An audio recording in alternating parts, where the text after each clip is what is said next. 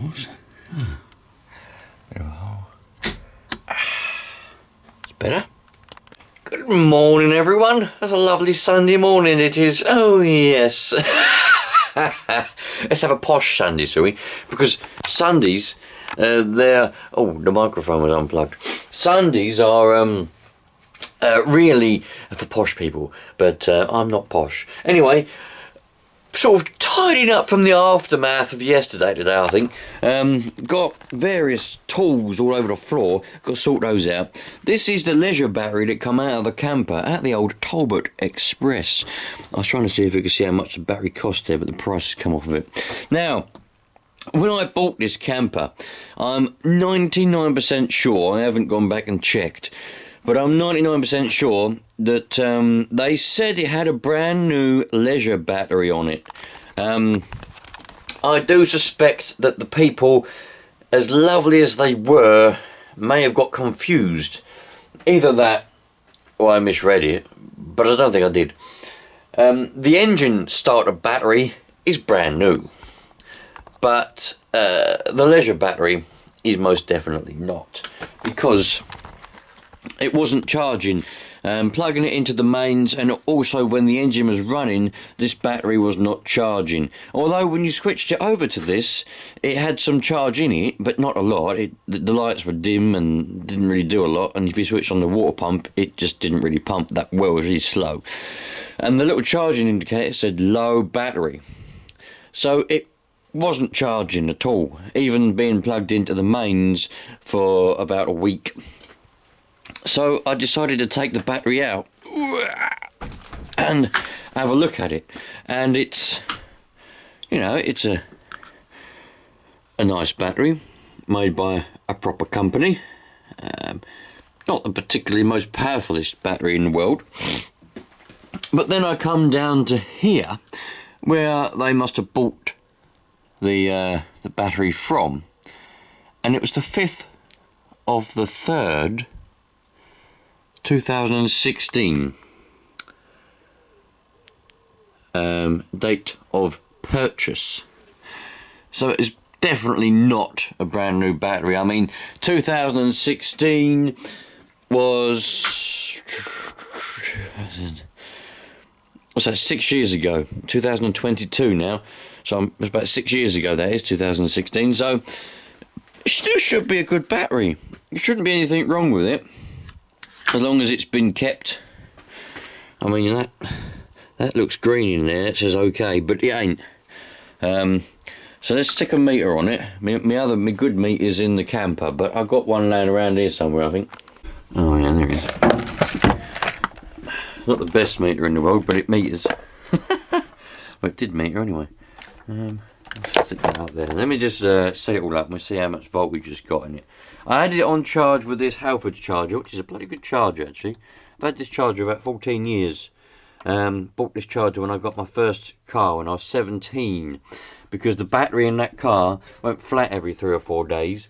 So what I'd do on a weekend, I'd take the battery out, well I wouldn't take the battery out, I'd disconnect it and charge it up so that it would last throughout the week. And then again on Saturday I'd have to charge it up again on the battery until I bought a new battery. So that's why I bought this charger, solely for that. But it's been a good charger ever since.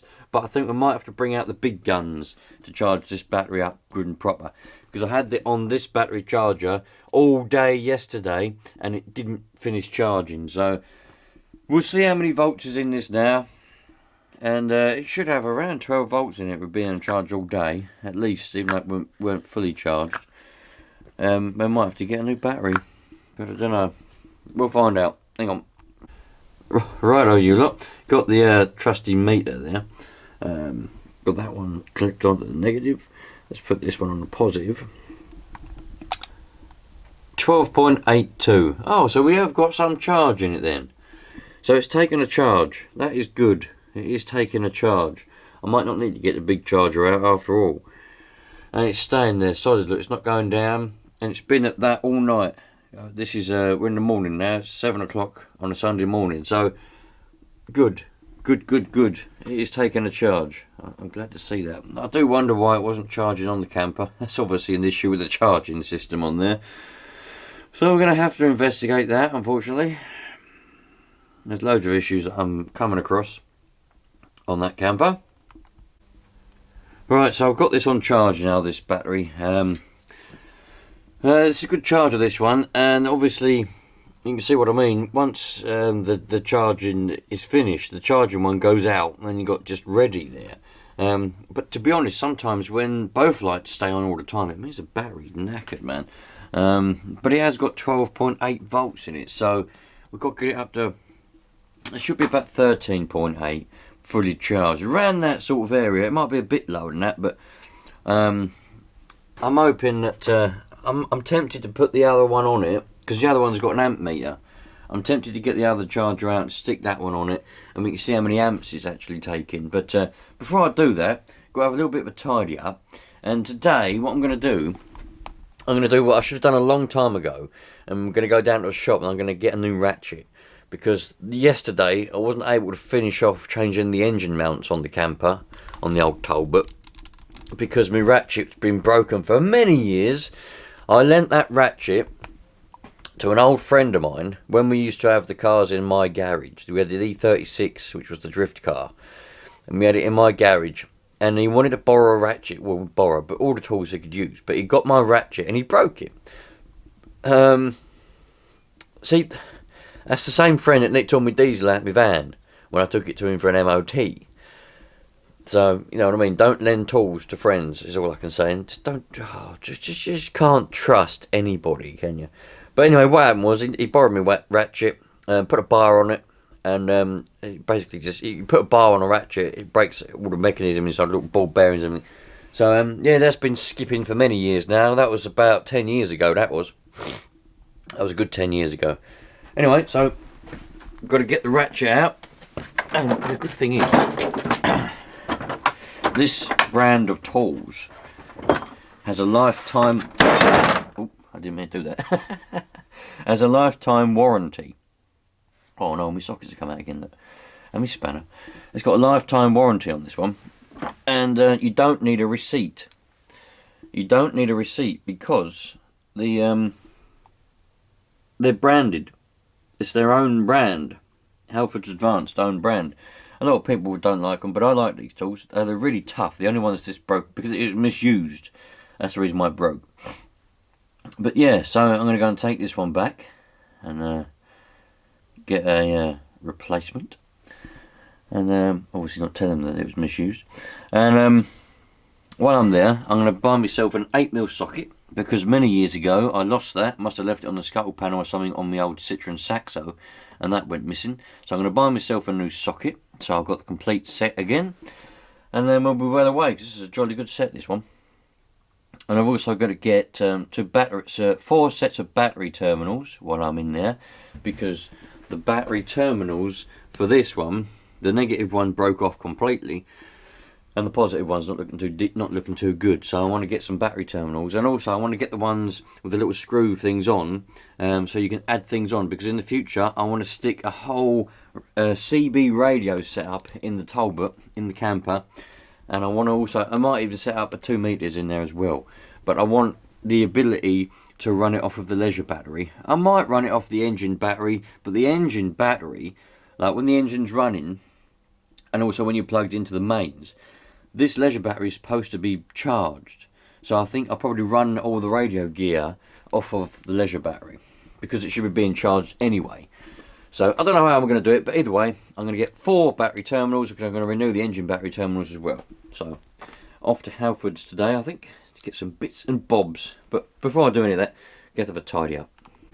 I've still got this Nitro car on the bench. What I've been waiting for, the reason it's still there, the person who sent this to me, the subscriber who sent me this car, like I said, I repeated it before, he sent me the wrong transmitter, which is alright, you know, I was going to sort it out. But then he said, oh, I've got the right one, I'll send it to you. And he said he reckoned he packed it up and he sent it to me, but nothing's ever arrived. I've asked him a couple of times, because it's not that I'm pestering him, it's not that I want to pester him for the transmitter, but I would hate it if he did send it, but I didn't get it for whatever reason. Maybe put the wrong address, or it just didn't get delivered for whatever reason. And he thought that I'd got it, and I hadn't said thank you. That bothers me, man, because if he thinks that I haven't said thank you for it, and I'm being rude, that bothers me, because I'm never rude and I always say thank you for everything. So I've said to him a couple of times, I don't know if you've sent it, but I haven't got it. And he said, oh, I haven't sent it, I've been busy, which is fair enough, but it's been about 3 weeks now and I still haven't got it. So I don't think I'm going to get it. So what I'm going to do, not today because I've got other things to do, but I'm just going to sort of jerry rig in another transmitter, perhaps that one. I need to try and find an antenna for it, but I've got other ones I can just put crystals in. This is the crystal that was in the car, 27555, funnily enough. AM though, obviously. That's funny. Oh no, 255. Oh, I thought it's 555. It's 255. Oh well, never mind. Anyway, so yeah, man, that's what's going on with that. Anyway, can't wait to get this going. It's going to be a good little car in the summer. Yeah, nice. Alright, well, I decided to get the big guns out in the end and stuck it on charge. And I had to go inside and sort the kids out. And when I put it on charge, it was taking no amps. There was no amps being taken. And I've come back and there's still no amps. Now, there's 2 reasons why a battery might take no amps when you want to charge it. See what happens if we put it on number 2. See, it still doesn't take, it takes a little bit more. But what that probably means is it's fully charged. If a battery's not taking any amps, sometimes if a battery is really low, when you first put it on charge, it might not take any amps. And then slowly, as it starts to take a charge, the charge is trickling in. You'll notice the amp gauge start to go up to probably about 20 or so. And then as the battery gets more charged up, the amps will drop. And the way you know when your battery's charged up is that your amps will drop down to virtually 0. And that means your battery's charged. However, I don't know if I've just contradicted myself there. However, if a battery is completely destroyed, like it's no good anymore, it won't take much of an amp to start with. But I don't think this one is no good, because it had 12.8 volts in it when I tested it, didn't it? And the fact that I've put it on charge from then and it hasn't taken any amps, I'm pretty sure this battery's probably alright. It's probably not the best, it's not at its prime, but I would say it's probably alright. So I might leave it on charge. No, I won't leave it on charge actually. I'm going to take it off charge and I'm going to test it with that multimeter, and we're going to see what voltage it's got in it now. But we know that it's not taking any more charge, there's no more amps being taken. So let's see what happens, shall we? Right then, so here we go. That one's on the negative, this probe here. On the positive, 13.48 volts, 13.47. It might drop slightly, but it's not dropping rapidly, is it? So, oh, 46, yeah. So it might drop slowly because it's just come off of a charge, but that should drop down and then settle at a certain voltage. But the fact that it stayed at 12.8 and it's now at 13.4, 45, 44. Yeah, I reckon this battery's alright. I'll measure it again before I stick it back on the camper. I'll measure it again then, see what it's like. But that won't. In fact, what I might do is I've got another battery. It's not a leisure battery, but it's a 12-volt car, engine battery. What I might do, because the issue, one of the issues that there is in the camper, is that on your control panel, that it controls all your electrics, your 12-volt electrics, and on there's a green light which says normal. That indicates that your leisure battery is normally charged, it's charged up. And when it hits to a certain voltage level, which I don't know the threshold for that is, that light goes out and the red one comes on and it says low. I don't know, I need to find out what the threshold is, and when it determines that the battery's too low and the red light comes on. I should imagine that's around 11 volts. somewhere around there, I should imagine. 10.5 to 11 volts, but I don't know. Anyway, but that red light's always on. It's never gone to green the whole time we've had the camper.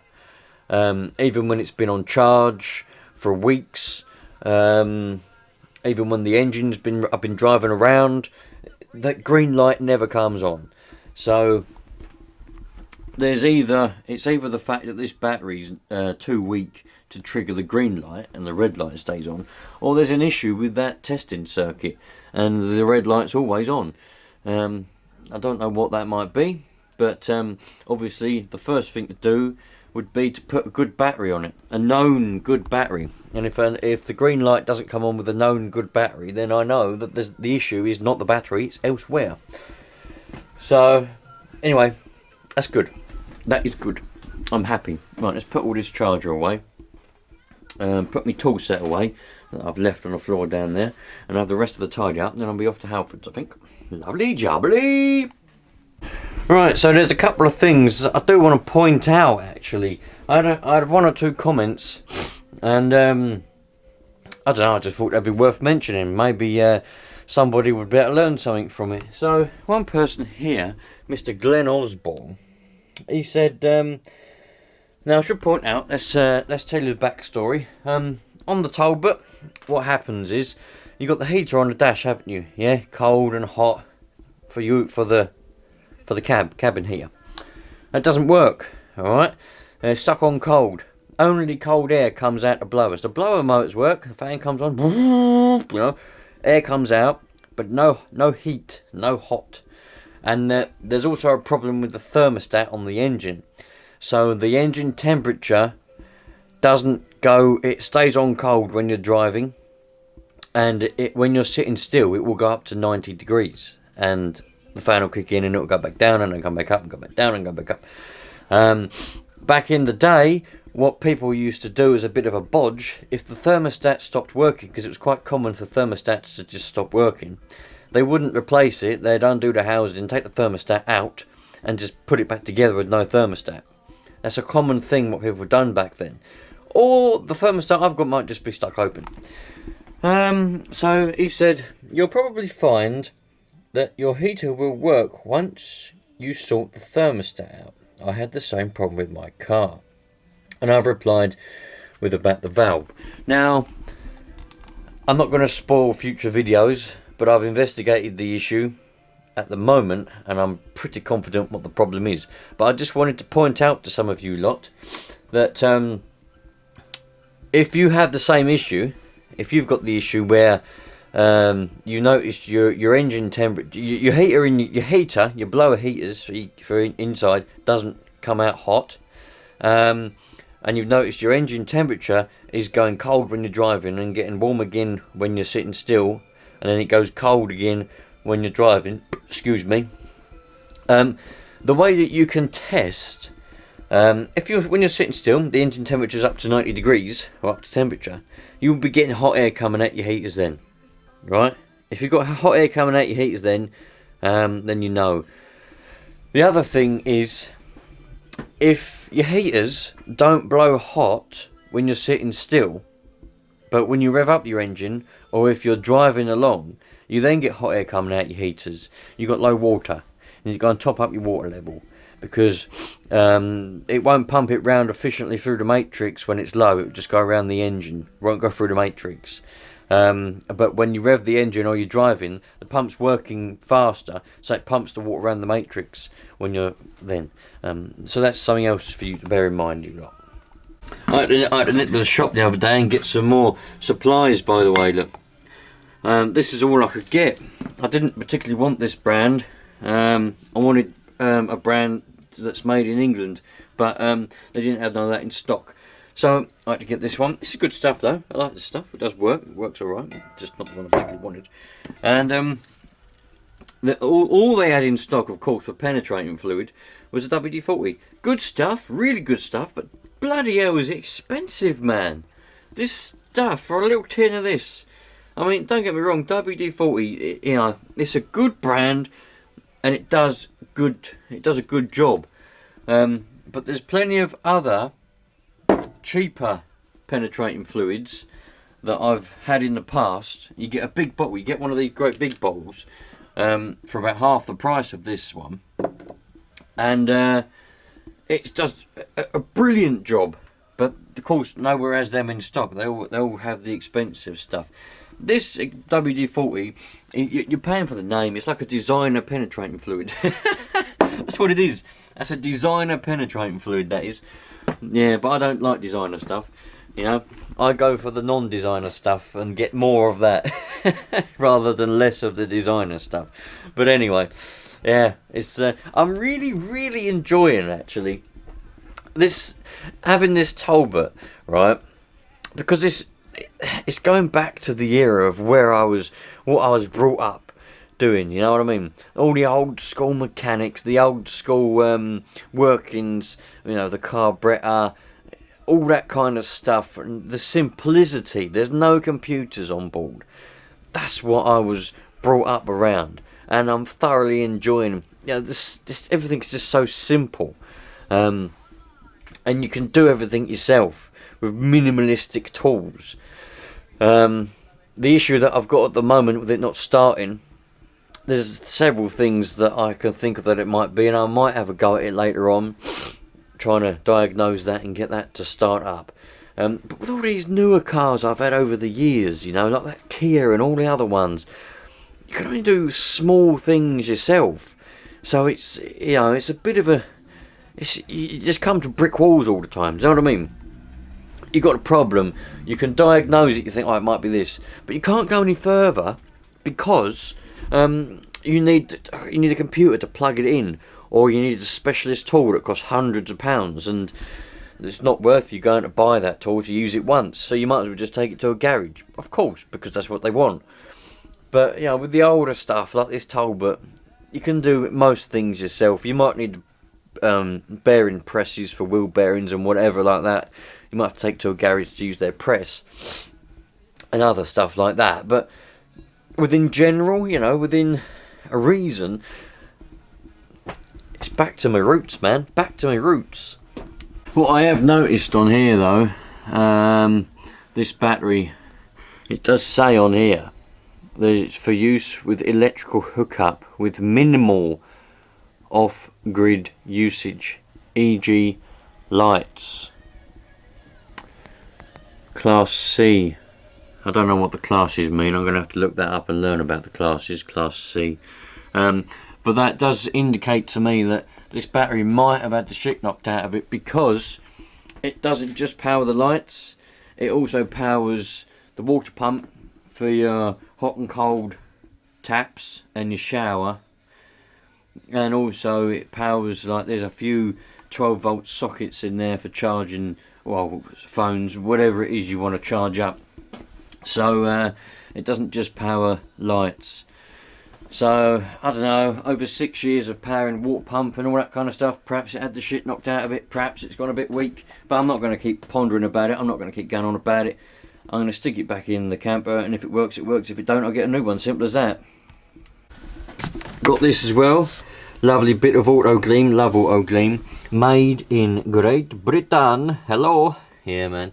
Got this stuff. Good stuff, this. Been using this stuff for years. I've had loads of different types. I've got all the polish and everything up there as well.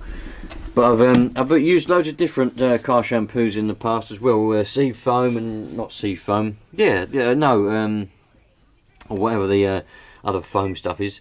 But this stuff's the nuts. I've got a new lot of it, so I'm going to give the camper a good old wash. Might do it today. I'm going to do everything today. Might do it today, might do it another day, but I do want to get it running first before I wash it, mind you.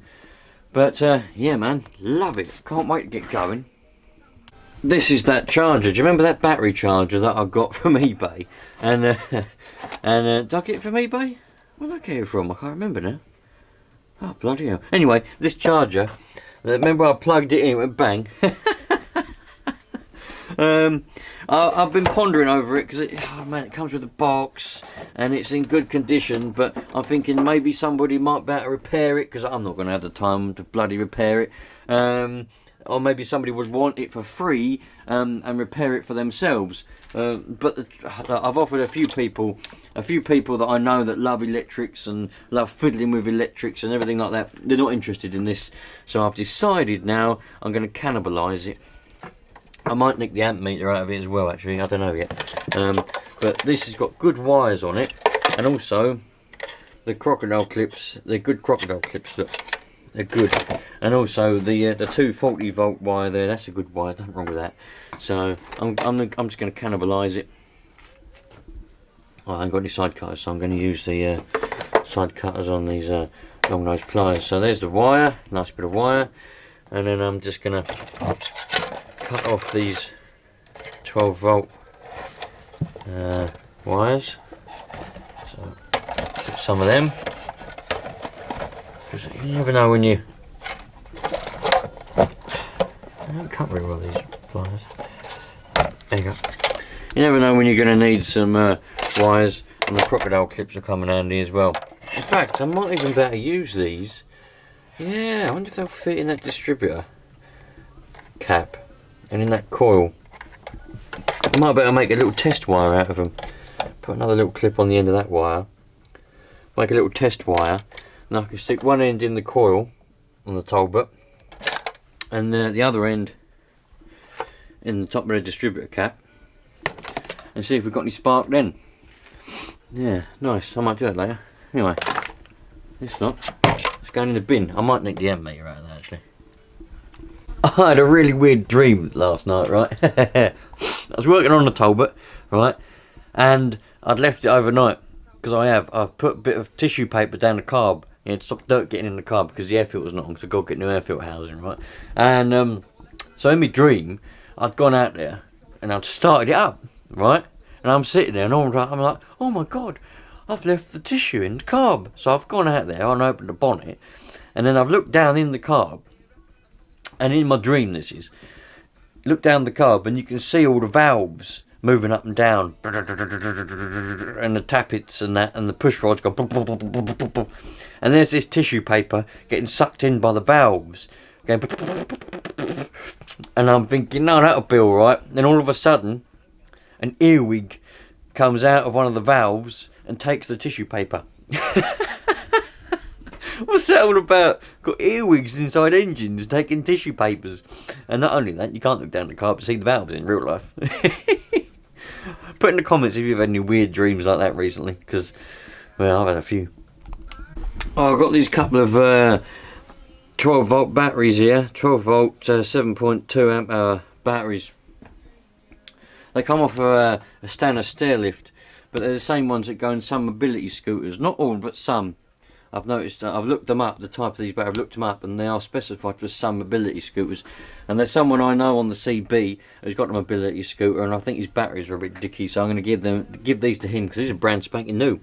They come out of my old neighbour's house, and they've got a standard stair lift, but nice. So I'm probably going to give them away. Nice, man, I've got batteries everywhere. Cool. When you have a tidy up, you find all these kind of weird things, don't you? Crazy, isn't it? Righto, you lot. I've had a good old tidy up in here today, or this morning anyway. I've done a lot of stuff. I've had a random chat with you lot, which is all I really like to do. So I'm going to go down to Halfords now, get me new ratchet, get some bits and bobs, get battery terminals and all that kind of stuff, and go and get to work sorting out the Talbot. So I'll catch you on the next one when we're doing some work on the Talbot. So if you enjoy that kind of stuff, just let me know, yeah, and I'll make loads more, because there's loads of stuff to do with that Talbot. Catch you later, you lot. All the best.